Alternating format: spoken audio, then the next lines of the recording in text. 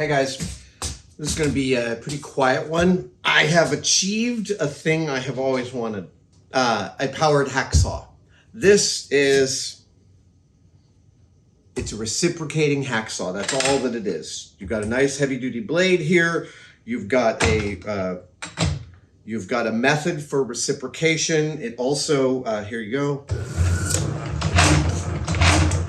I'm not going to run it very long because it is in desperate need of an oiling and a cleaning, and that is what I'm going to do. It's not a full restoration. This is in great shape. This is a Craftsman powered hacksaw from the 60s, my guess is. This might be as late as the 70s, but not sure. It's good castings. It's a nice solid unit, and I have needed something like this that's different than my portaband and different than my upright bandsaw. I need to be able to put a piece of heavy duty like steel stock in here and just let it go while I'm doing something else. I find the slow pace of cutting through big chunks of steel drives me nuts in this place, and it's ridiculous. I've needed something like this, and I wanted something more heavy duty, and this came up on Craigslist for a great deal, and it came on an old Craftsman base. Fascinatingly, the base here is the same exact base that's on my upright bandsaw that I gave to Simone Yatch many years ago. I'll tell you a couple things that are in good shape about this one. If I turn it on, very little vibration or variance in the pulleys here. That would have taken some refinement, but apparently it looks great to me. So yeah, I'm just going to take this thing entirely apart, put it back together, grease it, oil it, and put a piece of steel in it.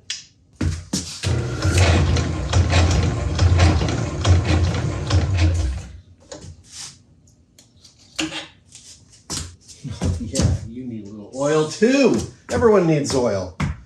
The belt looks relatively fine. Sure. Oh, yeah.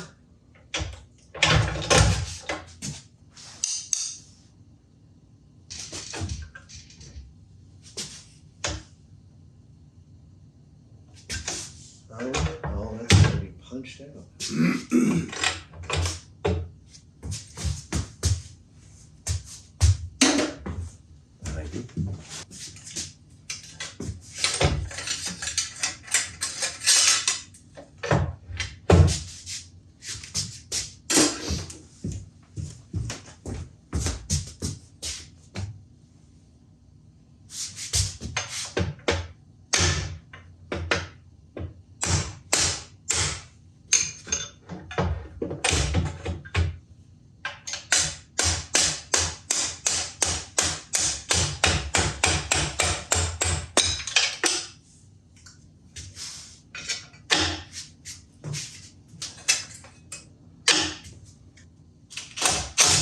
Oh, right. Awesome.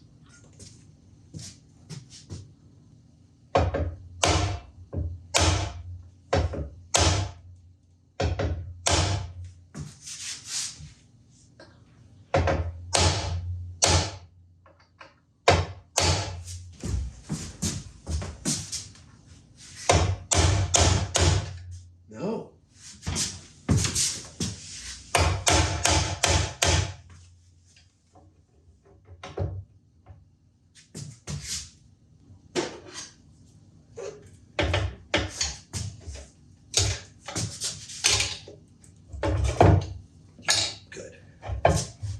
Alignment pin, it's amazing.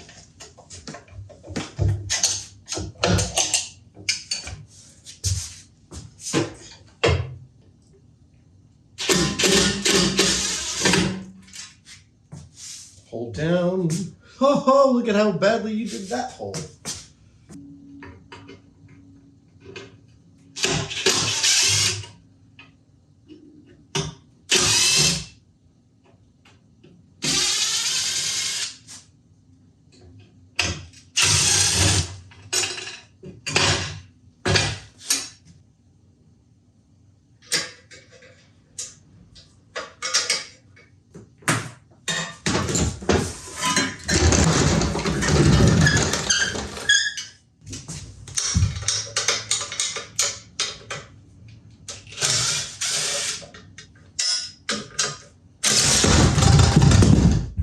Now, I really should have seen that coming.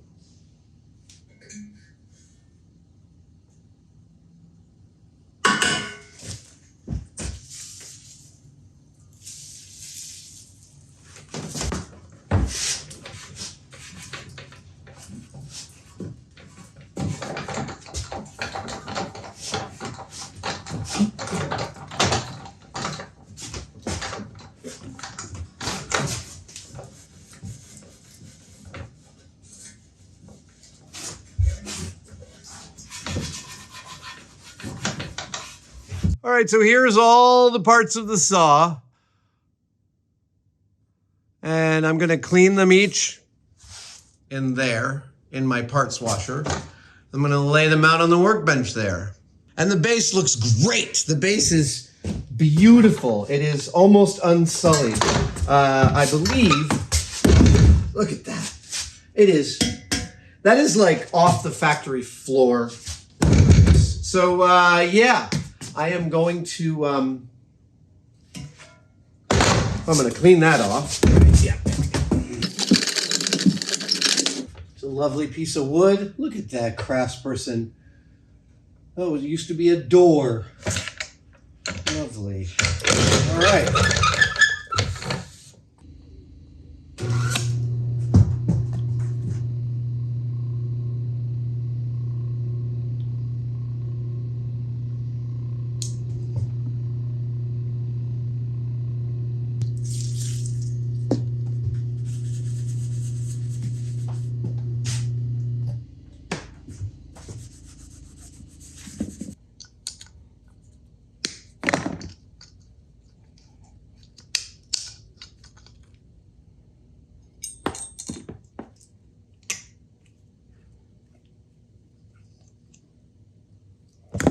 Grub screw and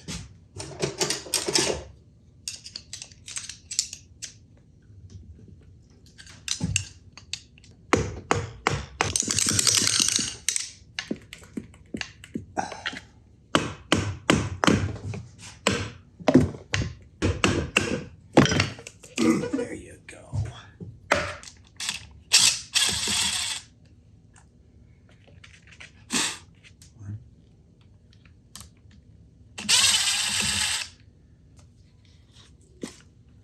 Amazing. Great.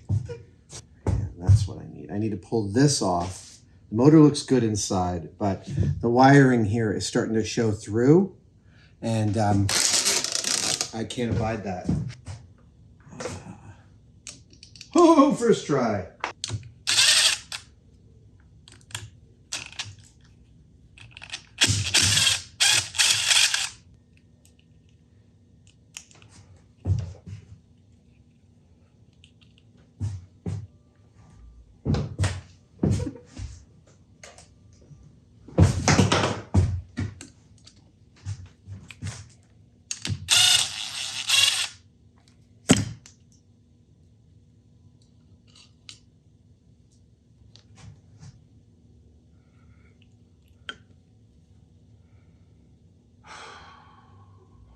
Can I just pull this? Can I pull this whole thing? I kind of feel like I can.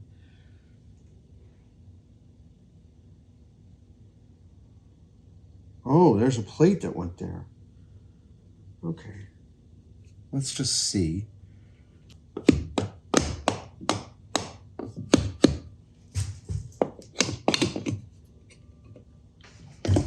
Let's make a mark. Let's make our mark.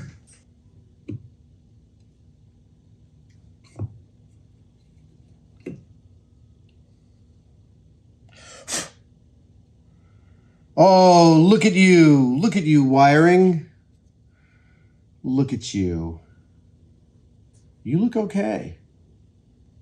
It's 3 wires coming out. All right. All right, so. Are you two together?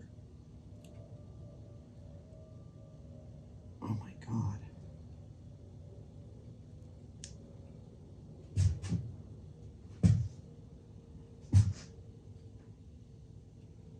All right. I think. Yeah, okay, so it's just a little bit of marky poo here. Mark and mark. I think those two join to each other. Oh, that's an adjustment, isn't it? Fascinating. Okay, I'll worry about that adjustment later. Right now, oh my God, yeah, I see you wrapped around there to try and get that going. And then, did you drop a lot of solder there? No.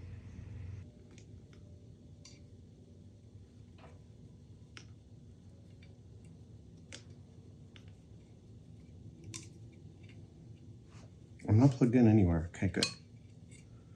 Okay, so those two are together, and so are those two. I'm going to wire it, and then I'm going to test it.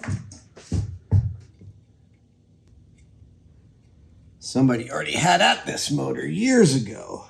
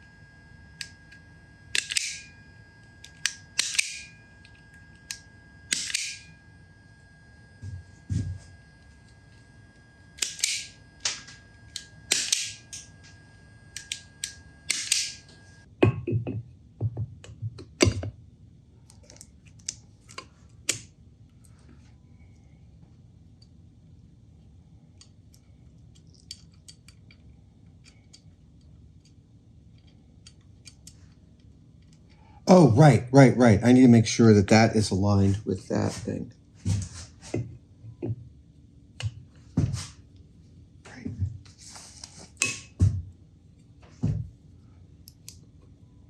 Excellent. Yep, it is. Okay. And great. Back in the saddle again.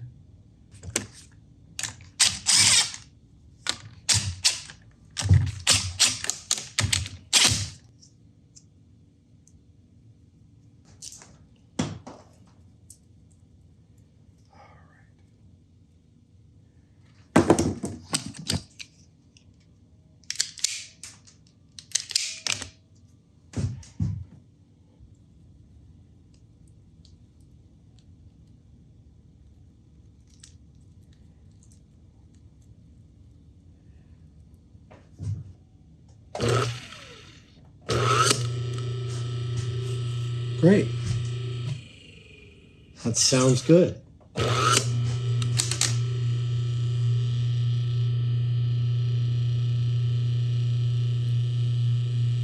Great.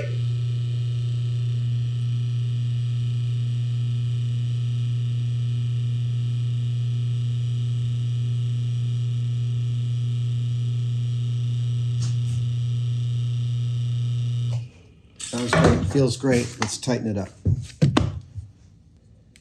I found some beautiful brass screws to go in here, and I'm going to cut out an acrylic window for that, because that'll be nice. All right, here we go. So, yeah.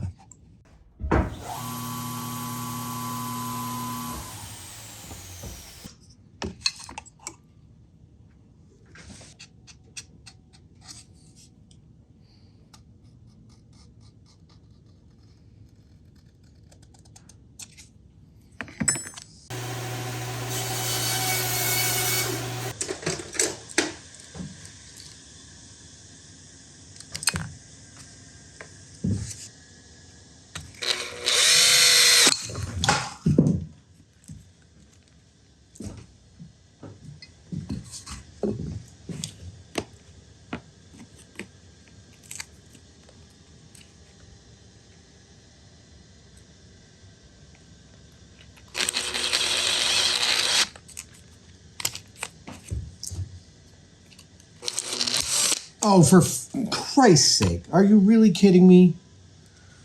I'm sad. Are you kidding me? Did you just shatter again? Your acrylic bits, you're supposed to not shatter. What is going on with you? All right, we get one more chance on this one. No, we get two more chances. What the ever-loving hay?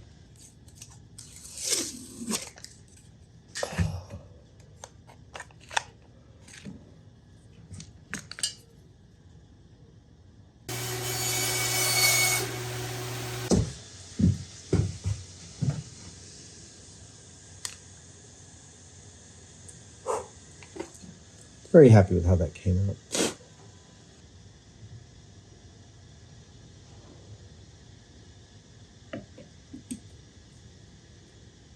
Okay, there we go.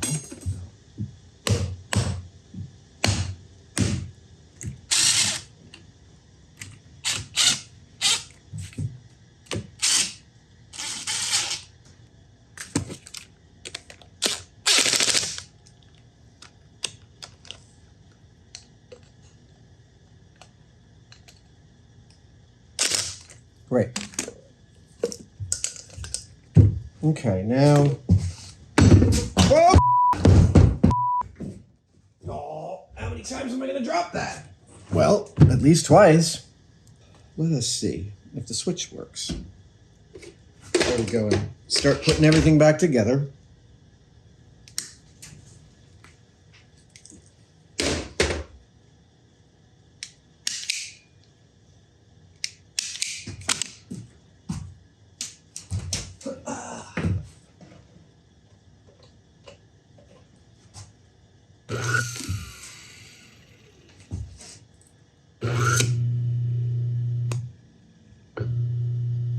Great.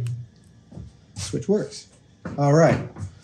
Now, apparently, despite my best efforts, this is not destroyed.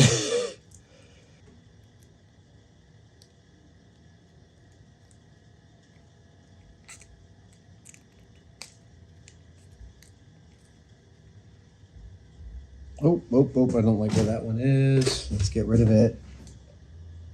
It's pulling on the wrong part. That's where I want it. Oh. Yeah, right there. I bought these specifically for this purpose. We may shorten this, but that's fine. We're just going to do this as a test here.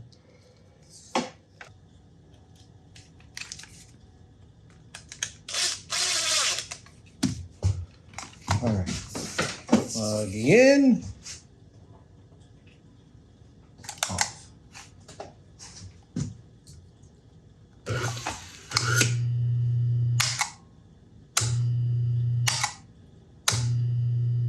Awesome. Unplug.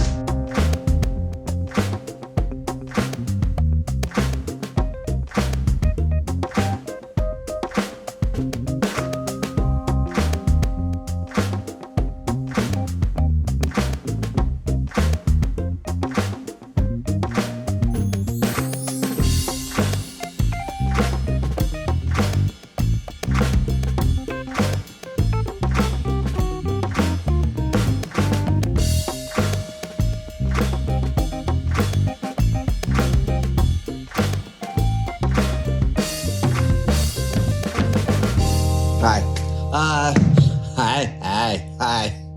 I'm going to pause here in my headstrong progress to talk about something, and that is the idea of a tool as a platform for learning engineering. That's not a big leap to make, but it's hard to overestimate how important to my engineering self working on my own car was in my early 20s. My first car was a 1976 Volvo station wagon, 245 DL. And look, I think it's apparent that I like everything there is about Sweden. Ammoniak, Volvos, it's a great country. And that my parents bought me that car. It was $2,600 back in 1991, 92. It was burgundy. It had a fifth gear overdrive, a little switch in the shifter. But here's the thing. You're in your 20s and you have a car. It is mostly a liability. It is a potential cost center at any given moment. It's part of the expense of being poor kind of thing. And the necessity of repairing your own ride is there. It's paramount. So the first repair on my car was learning how to change the tires, which is the thing. Someone should show you. Or if you don't know, ask someone to show you. Or actually now just look up 100 YouTube videos on it. Then I had a thermostat blowout, and my friend Philip helped me change that. Then I had engine mounts go. When your engine mounts go, or at least one does, every time your car stops, it goes. It's a whole thing. And engine. I used to buy my. Yes, this is walk down memory lane. I used to buy my Volvo parts from a wonderful shop in Albany in Berkeley called. Albany. It doesn't matter. Why am I? RPR discount Volvo parts. And they would even lend you tools if you had to do stuff like replace the shocks. They would lend you the compression tools for that. So I did the shocks. I did the U-joint. Engine mounts. Engine mounts were the first repair in which my car was running poorly for weeks. And poorly, it was like, every time you started it, and every time you stopped it, like that. And I bought a pair of engine mounts, swapped them out. And it's literally one of those repairs. It's like, you can see the broken thing. Fix me. You get the jack underneath the engine, lift it up, swap out the other engine mounts. And I got back in the car and I got on the freeway and my car drove smooth. Started up smooth. It stopped smooth. And I felt like a freaking genius. The emotion, the endorphin rush from making a repair to my car that made it run instantly better, that was like a guiding light.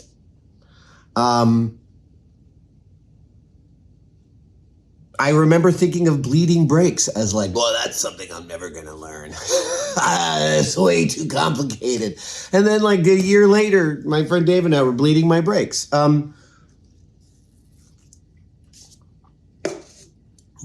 Cars for the longest time were the most spectacular way to engage at a deep level with mechanical systems.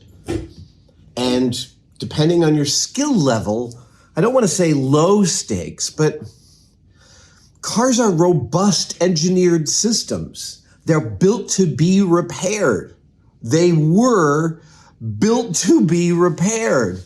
They are no longer built to be repaired. When somebody scraped my bumper, I'm only going to do one old man complaint. When someone scraped my bumper and it was like $2,800 to recalibrate all my parking sensors, a car is no longer a learning platform. That's a shame. That's a shame. The complexity of cars has all come about for safety reasons, which is not a shame. Don't get me wrong. Late stage capitalism and, all the enshittification, Cory Doctorow stuff applies here, right? Cars as closed systems that don't give you enough information, all of that. Those are separate complaints. What I wanted to talk about here was what an important platform the automobile was for me as a young engineer learning how to make a system work. And, early on, when I was working on cars, someone said, look, it's only ever one of two things. I think this is axiomatic across the whole thing. It's either fuel or fire. Either fuel or fire is not getting where it's supposed to go. It's only two things. So you trace down each one. And I've had, breaking things down to simplicity and then tracking them down is a tremendous experience. It lends tremendous engineering experience that's applicable across all of the world's built stuff. So where is a young person to get that kind of mechanical knowledge? And I'm going to suggest it's in old tools. So making something like this run better, I mean, and if you're watching my channel, you probably watch Hand Tool Rescue and a host of other YouTube channels that repair old rusted stuff and knock out the pins and replace them and stuff like that. I want to tell you that's not that complicated. Making a machine like this, so when I first plugged this machine in at the beginning of this video, it was like this main arm had like a 1/2 inch of movement at its end. And this is a very popular powered hacksaw. There's dozens of videos on YouTube of people operating this, of people fixing it, of people repairing it. Thank you to all of you. It was a great boon in tackling this machine to see all that. But the reality is nothing in here is super complicated. There are axles that go through bushings, that meet ends, that have a certain amount of tolerance. And as long as when you're working through a machine like this, you get to a bearing that you can see is worn off center, it's not likely to be an exotic bearing. You could measure its interior diameter, its depth, and its exterior diameter, its OD, its ID, and its length, and you can probably find that bushing in McMaster car. Pressing out a bushing, not super complicated. You could do it with a bolt if you needed to. But buying a simple tool like this and taking it all the way apart and putting it all the way back together, I'm going to suggest that is a terrific avenue for a young engineer to get to know machines. And the first few machines you take apart will not run perfectly. It's all sorts of stuff rots inside these things. I'm dealing with a wiring issue. You can't solder sometimes to the old wires. I don't know exactly why. Someone in the comments knows why, but I don't. But if you've got a young maker in your house and they're taking stuff apart, go on to Craigslist and find an old cast iron tool like this, an old Craftsman tool. The engineering is straightforward. It is visible. There are so many lessons you can learn. And the reason I'm suggesting this is because I get an endorphin rush out of fixing up tools. And it's not dissimilar from fixing up my car. And you can absolutely go buy your 17-year-old kid today a late 90s Corolla that'll probably run. And they could probably work on that. But I don't disagree. But in lieu of the fact that cars are becoming less and less repairable all the time, that is a window of opportunity for young engineers that I feel like is disappearing. Don't get me wrong. There could be some renaissance in a few years where people are absolutely rewriting the central code of their cars to change all sorts of stuff. But, right now. So I feel like this satisfies a similar thing and yields a lot of the same lessons. How does rattle lead to wear? Lead to, as long as you bring all the tolerances close, whenever something is going tunk, tunk, tunk, that tunk is wear, and that wear will increase. And when you tighten everything down until you can't detect any movement, and you've greased it well, and you've oiled it well, and the machine runs well, that feels great. I feel like I'm now saying the same thing for the third time. I spent a long time last night after getting home halfway through this job and thinking what a delight it is to work with these old tools and how straightforwardly simple they are. And yet, again, platforms for learning, and many parts in them can be remade pretty simply. Yeah, that's all. This has just been a small 10-minute break in the middle of this build. Let's get back to business. The business of the on switch, which I have decided will go here, like that. And in order to give this a stand, I have bent a piece of metal and triangulated it. So when I pop some rivets through here, I'll get this lovely, like that. And therein is my on switch. I feel, yeah, it's there.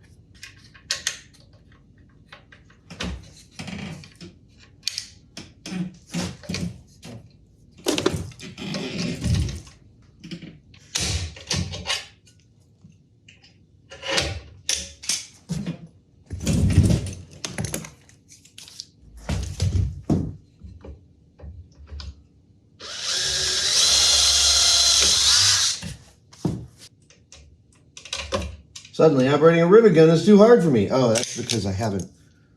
Ah.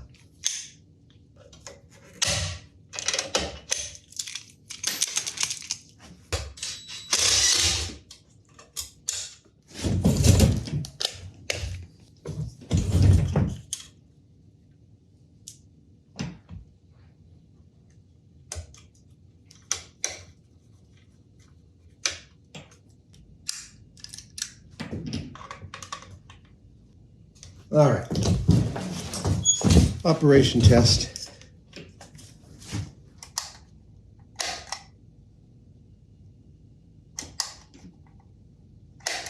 Nothing. Oh, wait. Operation test. Hey, there we go.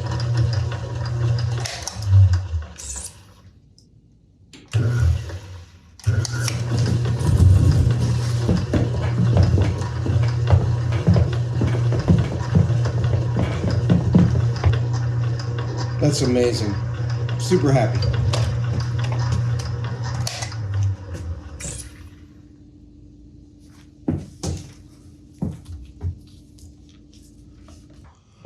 Let's just try something super lightweight and low impact. What did I want to try? Let's try that.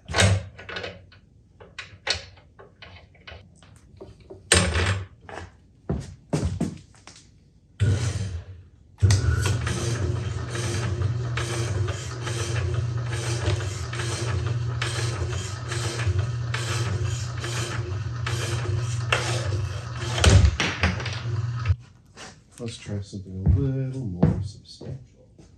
A little bit of mild steel.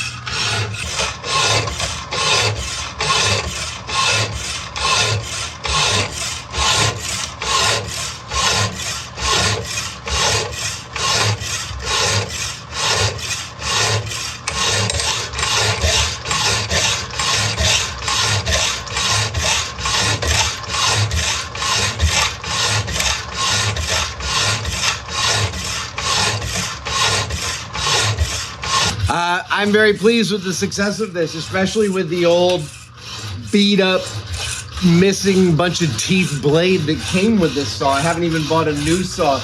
I really want to thank you guys for joining me for this one-day build. And if you have suggestions for tools that are actually up on Craigslist all the time and fairly easy to repair, go ahead and tell me about them. Whoa, whoa, whoa, hey, come on, come on. Ah.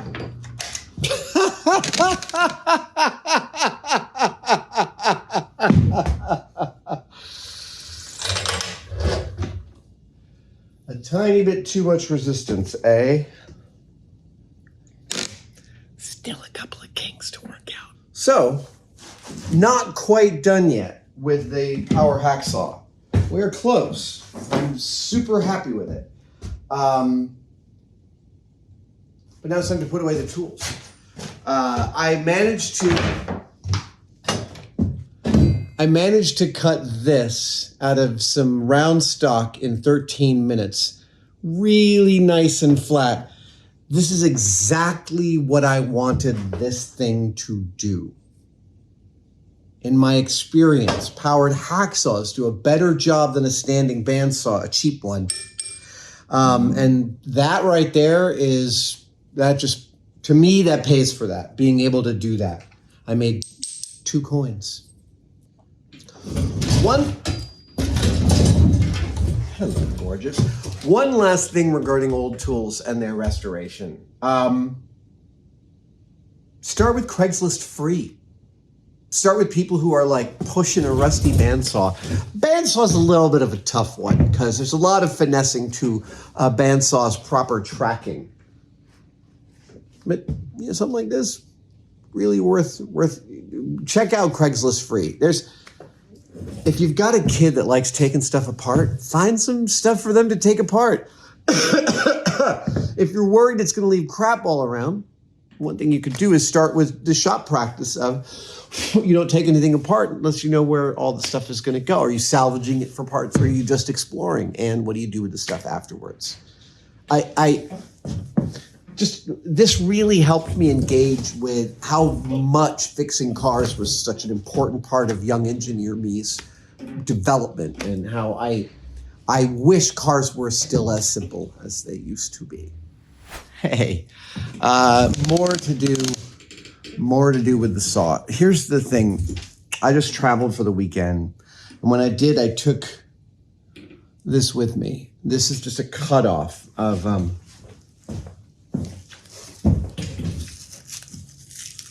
what is this stuff? Mild steel, give or take, might be slightly stainless.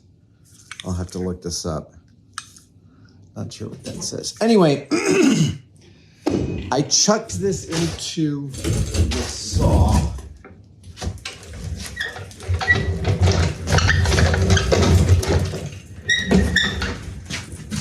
And like I was just saying, it cut this perfect coin. And it is really hard. Like if I wanted 5 or 6 of these out of this, I'd be using the lathe cutoff tools, plunging into the side of this heavy piece of metal. Slowly using a cutoff tool to create stock it's fraught. You're applying a lot of force. There are a lot of things that could go wrong. Whereas this was 13 minutes of setting it and forgetting it. And now you see this big 6-inch chunk of, I think this is steel. It might be cast iron. Actually, I think it's cast iron. 6-inch wide round of cast iron. I have a really, really fun super secret project I want to do. I'm not sure that this can handle this size stock. We'll see. That's what I want to see. I want to do that. I want to start cutting it. I want to see if it can handle it. If it can't, it's fine. I'll find another way, but here's hoping. Let's see here.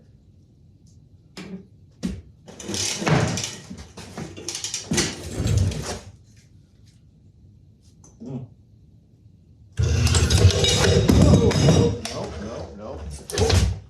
Yeah. Okay. I hear you.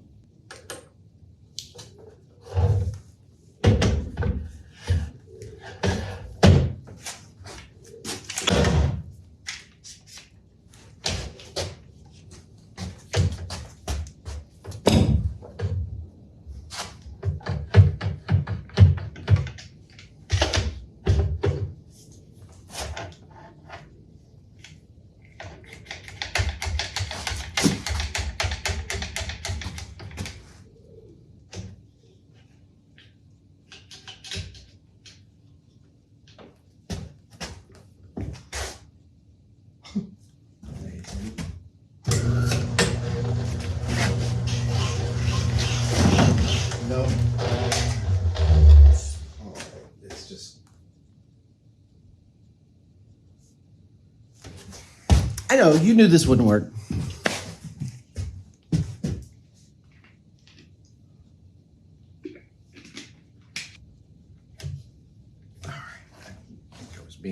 course not trying that right off the frickin' bat.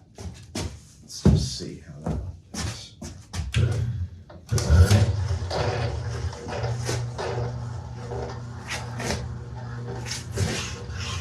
Nope. Close. Still has lots of issues.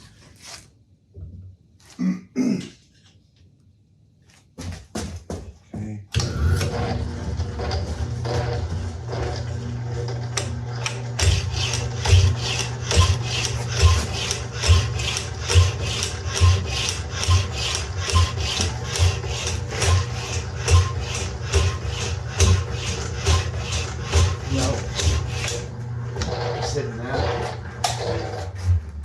Hitting that thing. Okay, so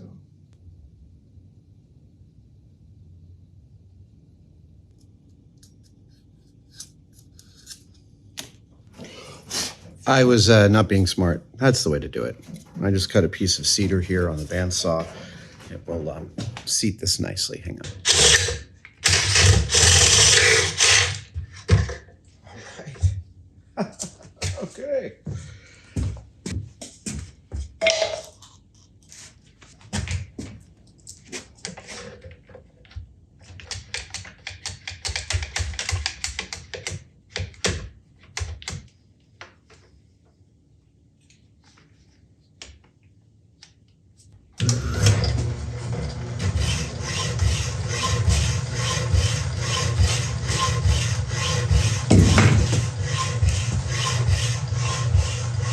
Okay, so while this is cutting, I think I'm going to tackle another piece of this.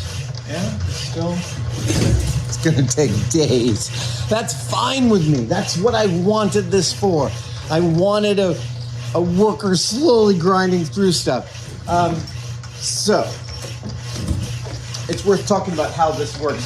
Sticking off this arm is a nice paralleled piece of steel, and the saw body here rides on that parallel piece of steel. It's got a slot that fits exactly the piece of steel that's in there, and as that slides back and forth, it's a sliding force, so there can be some wear. So up at the top here is a little extra piece of steel called a gib, and that has 3 bolts that can very minutely adjust it and lock it into place, and that allows you to create a sliding surface with as little play as possible. It's a moving target because the more you cut, the more it wears, the more you need to adjust that wear back out. But that's how you maintain a tool like this where you have sliding surfaces. So while this is cutting, I want to make a new part for it, because at the top of this where the gib arm goes, there are 3 bolts and they are tightenable. And then there's this port, and that port was for an oil cup. Said oil cup no longer exists, but of all the oil on this machine, that might be the most important oil, frankly, specifically because it's the whey oil that allows that sliding surface to keep doing what it does. So I'm going to make a new oil cup. It is a standard 1/8" NPT threaded, there you go, standard 1/8" NPT National Pipe Thread standard, and I have a plug here. So I'm going to turn a cup. I'm going to turn it so that it press fits onto this. I'll turn this down for that press fit, and then I will turn a little cap for that so I can pop it off, put some oil in, cap it up, and it can slowly dispense oil during a cut.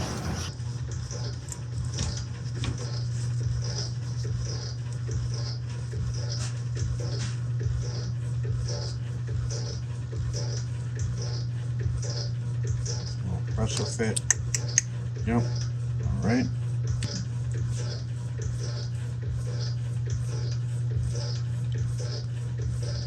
I'm very happy with this. I like how it looks. It's a nice little unit. Let's install it, shall we?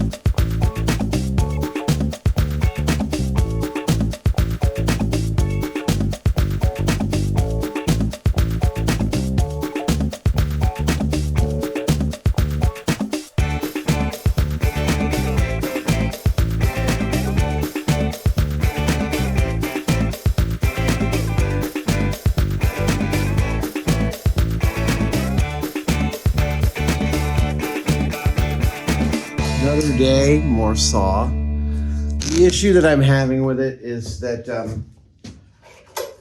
I'm trying to grab a piece that's too big, and I'm trying to grab it on a couple of point sources. It's just not a good way to grab something that you want to hold rigid into a system. I need to hold it in some parallelism. So I'm pulling all of this, and I'm going to make a vise. It's taut. So.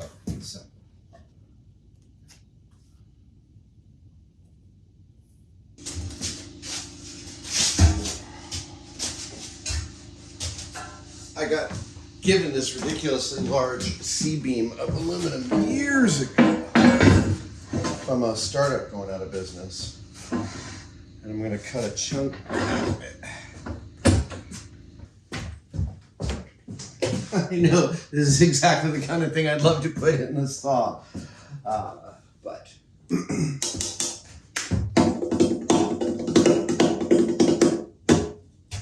yeah. So this is the old saw vise stop. I'm just replacing this with a much taller one. That's all I'm doing.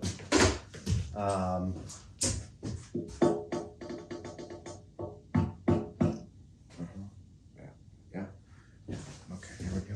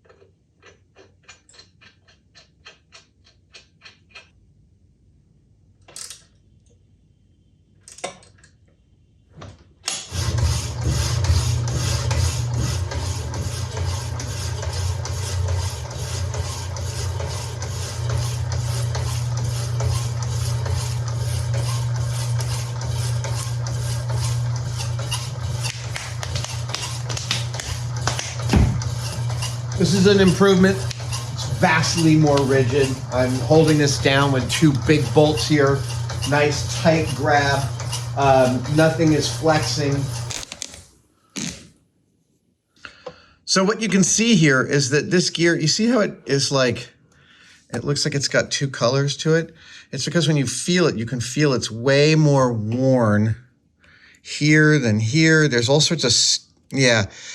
This gear has seen some bad stuff, and it's worn out, and it's rattling a bit.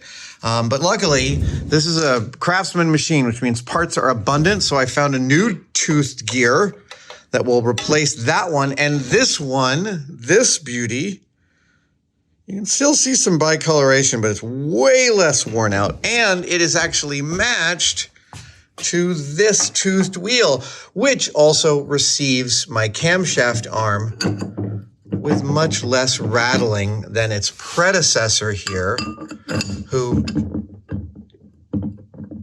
yeah, it's a lot of rattling. At any rate, there'll be a slight improvement.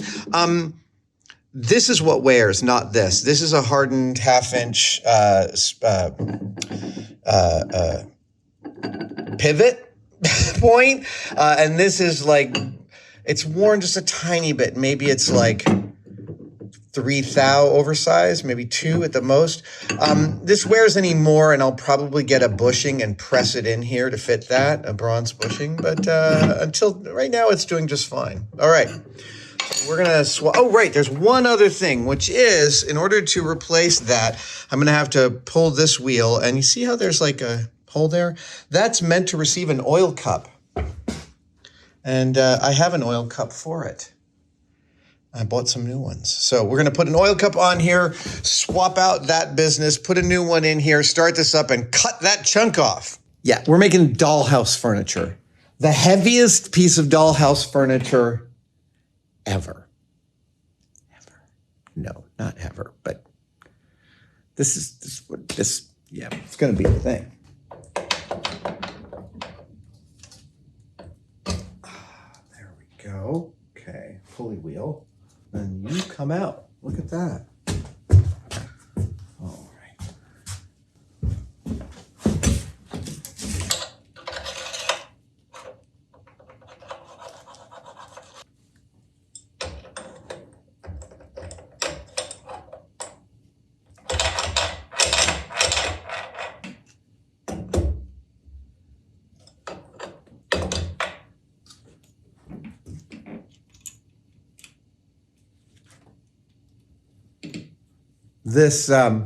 This specific piece has been reverse threaded.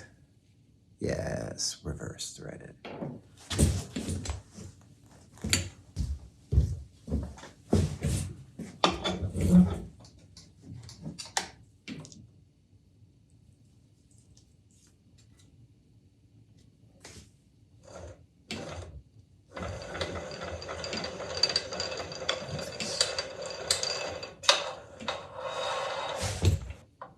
Okay, oil cup. The oil cups that populate this guy are all of them press fit oil cups like this thing. What I have purchased are some 6mm threaded oil cups. And there's not enough room back there to get one of these in, but there is with this one. So I took this press fit oil cup, put it on the backside here, and now I'm going to replace this one with that. And I've got so I'm going to drill this out.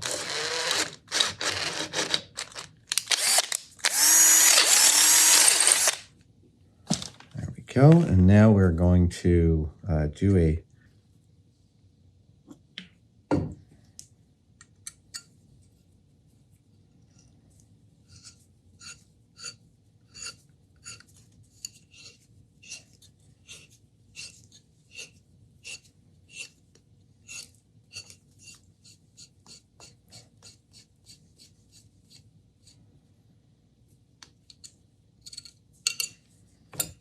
.6mm tap. I'm just going to toss a little Loctite here on this guy.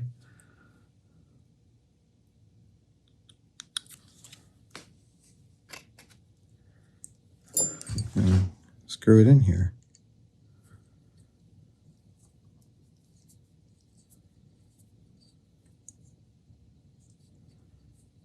That's great.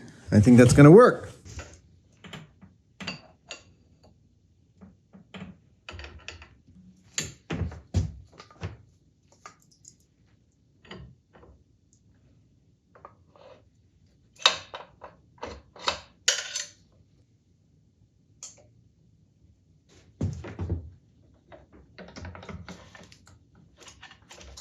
Nice and smooth. All right, so we're gonna.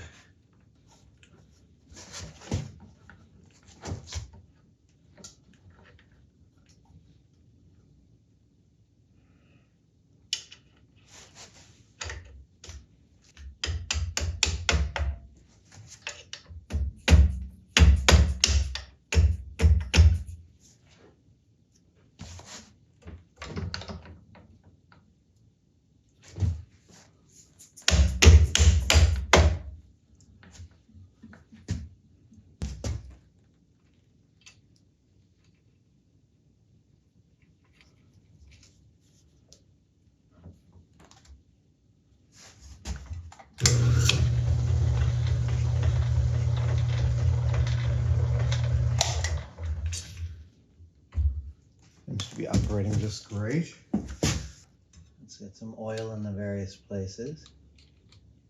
Yeah, we're gonna try this cut. Here we go.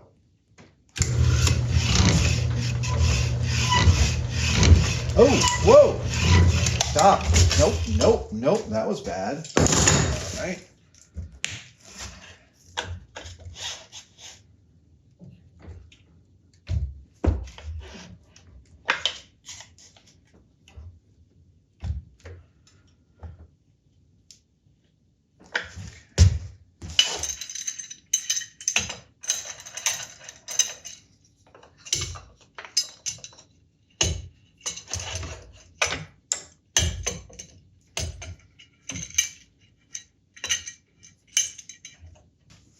All right, the clamping is still non-trivial. All right, let's get a little lower. So let's see if it does.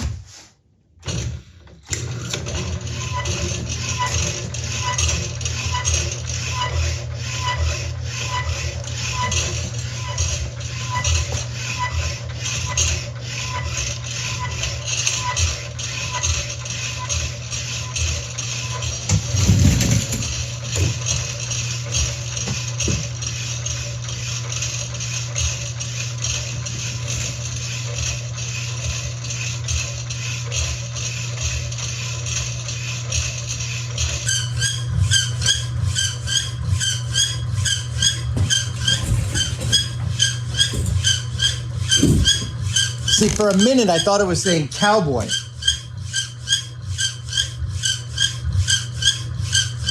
How, right? For a minute, it was saying cowboy.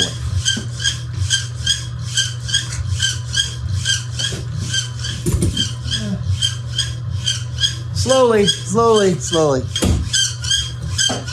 Cowboy.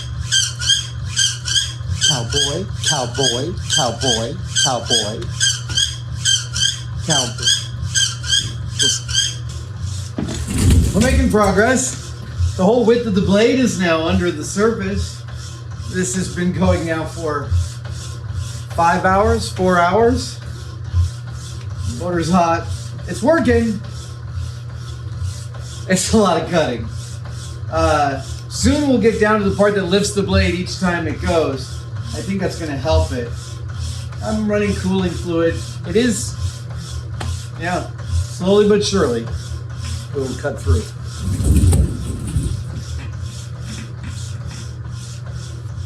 I am historically impatient, but for this kind of magic, I have all the patience in the world. 6 hours in. I'm not going to say we're a third of the way in because we're about to here. That's about 1.5 inches out of 6 inches. So that's a quarter of the way in. That would mean that by the end of this cut, it may end up being a 24-hour cut. But the time is not linear either. It goes faster when there's less of the body to travel through. You see what I'm saying? It may be that when it gets to halfway, I'll spin it and then I'm cutting through less material and the second half of the cut will be faster. This makes, I can't even tell you how happy this makes me. Oh, big chunks of steel.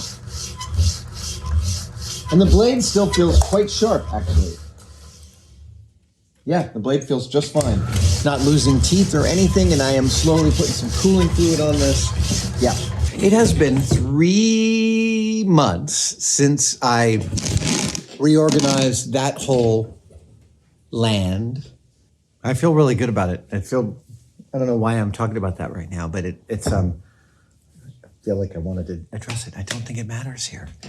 It's been 3 months since I opened up that amount of the shop, and I just can't tell you how, and with every build I do, it feels like I just have all this room to move and breathe. It's lovely.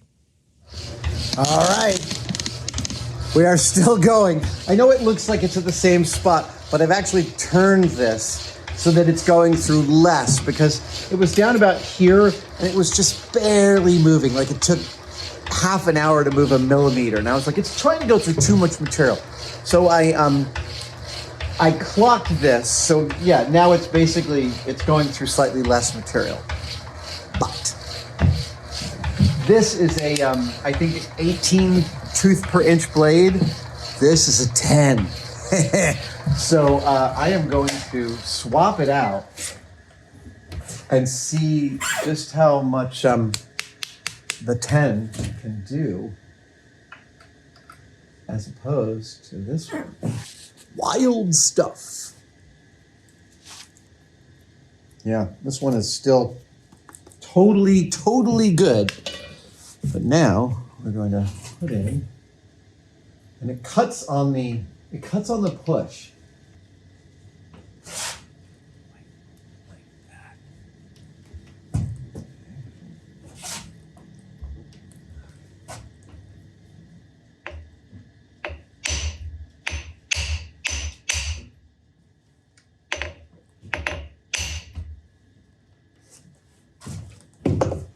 Is that working? No, I think you're tilting it. Yeah. Getting right back in the same spot is not 100% mission critical because I have a bunch of extra material on both sides. I don't need it to be, it's 2 1/4 inches thick right now. I only need less than 2 inches in the final piece. So yeah, this should, yeah. I'm afraid, here's what I'm afraid of. I'm nervous that this will just yank this thing right out of here. Let's see.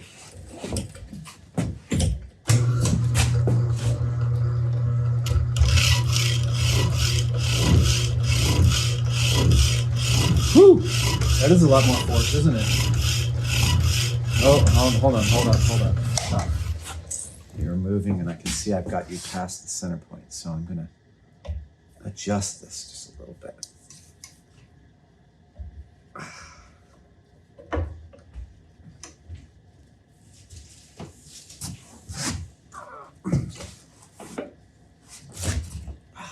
Awesome.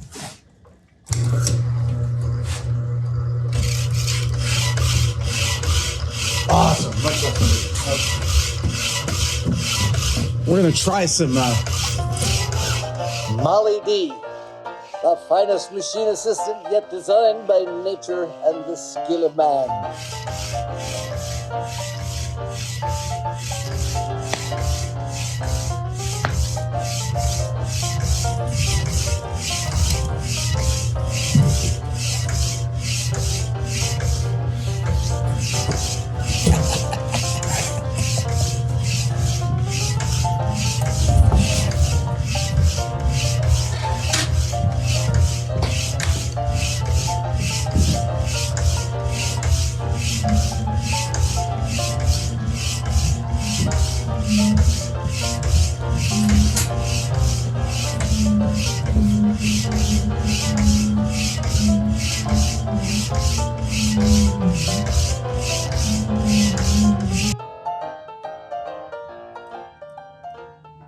Hey guys, powered hacksaw over here is, I feel like I've reached its limit for large objects. It's been working away at this for like 15 hours.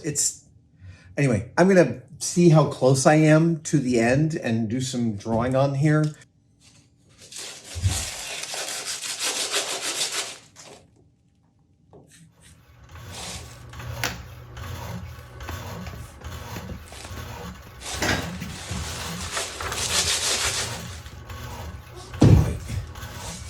That right there is how much left I have to go through.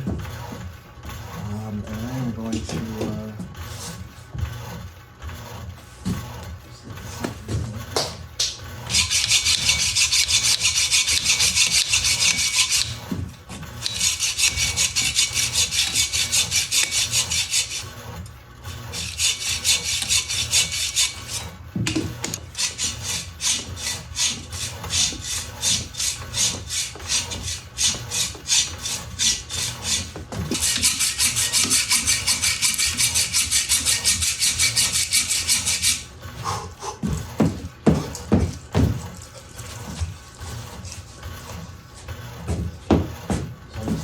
base bits.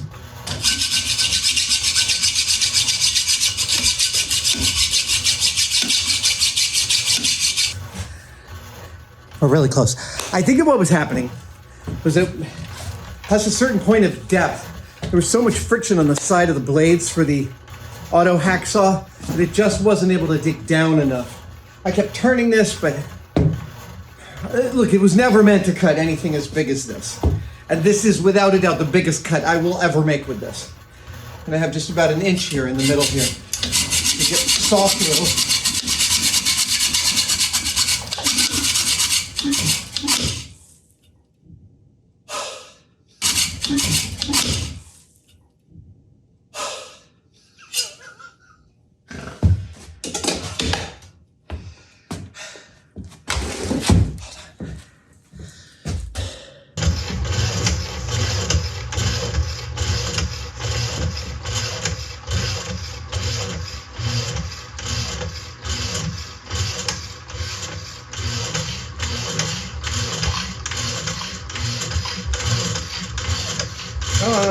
There you go.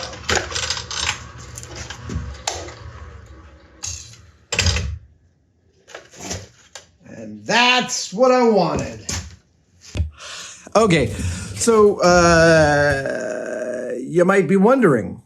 Hang on, I'm just gonna take the edge off this thing. So you might be wondering, hey Adam, why'd you cut 3 little tiny discs? Well, 1, because they're like my challenge coins. But 2, this is the first one I cut out. And when I cut it out, see that? Thicker here than here. That's problematic. If this thing doesn't cut nice and straight over just a couple of inches like that, it's not much use to me. I can still make it work. So then, assuming that I didn't have the blade mounted correctly, and it turned out, reader, that I didn't. These yellow blades have to be ground down just a tiny bit at either end so they can be stretched between the 2 pins. So then I cut out this one, which is like almost perfect, but still a little thinner at one end than the other, which I expected because I put a blade back in and I then assumed that I was going to get a nice straight cut, which would mean that the 2 of these joined together would make one straight flat cut. So the third cut is the confirmation cut, and reader. Here, let's just take a little reading here. On one side, it's 0.14. On the other side, 0.136. Yeah, sorry, here we go. You're just going to take my word for it. I'm not going to try to get it on camera. 4th thou of difference between these 2. I think that this is a perfect challenge coin. Oh, there's this other thing I want to talk about. Oh, yeah, okay.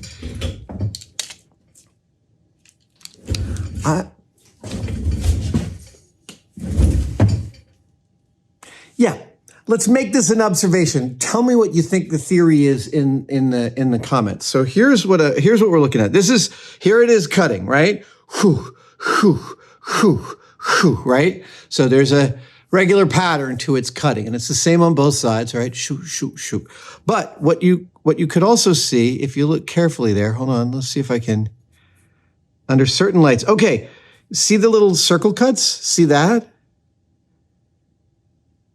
When you look at these things by eye, you can see quite clearly that there are cuts that, there are bumps that are the same radius as the bar itself. And they are, in every way, exactly perpendicular to the line of cutting.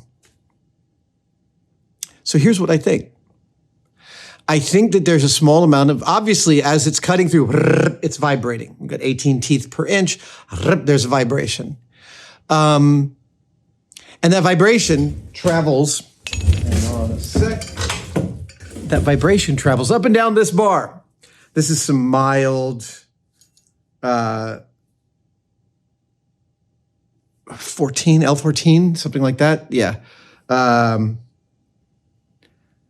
This is some wonderful machining steel. It is not very hardenable, but it's good and strong, and it's stronger than mild steel.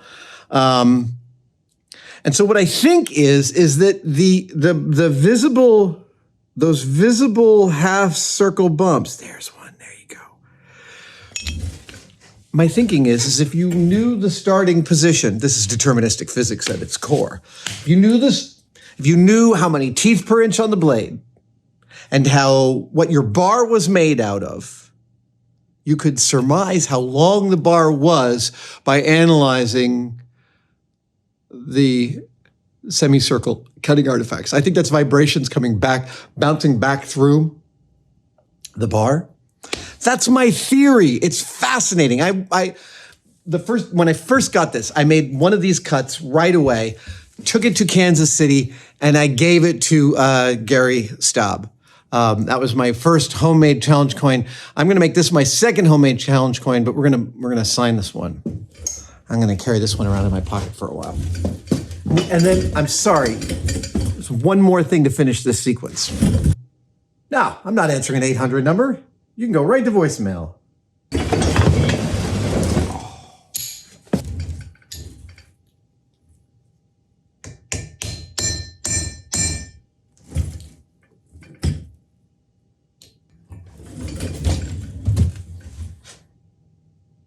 There you go. Ah, right. I said there was one more thing, and there is. It had one of these Craftsman labels here, which I don't love. It's not my favorite logo.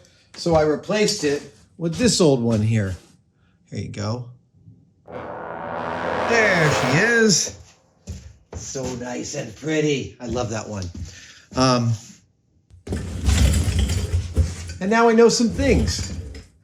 I know it takes about 20 minutes to cut through a piece of medium steel that's 2 inches thick to make myself a little challenge coin. That is super awesome. There'll be some other projects with this. I need to make a stop for it so that I can not worry about it cutting up this thing. But that's small. That'll be another build. Thank you guys for joining me for this. It has been really, really, really fun. See you next time. Thank you for watching that video. Are you as sick of the tosses to membership as I am? Good, because here's a brand new one that I recorded today, and it's nice and short. There are 3 tiers to tested membership, and they all offer awesome stuff. Find out about it by clicking the join link below. We'll see you there.